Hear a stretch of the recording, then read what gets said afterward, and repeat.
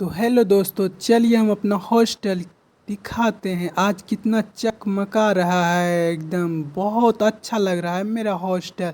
तो देख सकते हैं ये पूरा बैकग्राउंड कितना मस्त लग रहा है, एकदम पूरा जगमग जगमग, क्योंकि कल हमारे बाबा साहेब जी का जयंती है। तो इसके लिए ज़ोर शोर से तैयारी चल रही है।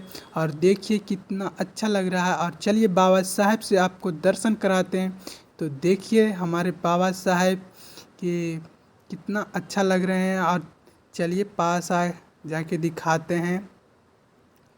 वाह बहुत अच्छा लग रहा है, देखिए। तो आप सभी को भीम जयंती के ढेर सारे शुभकामनाएं।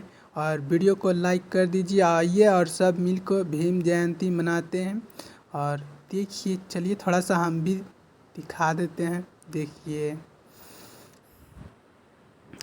हम भी देखिए हमरो देख लीजिए थोड़ा मोड़ा।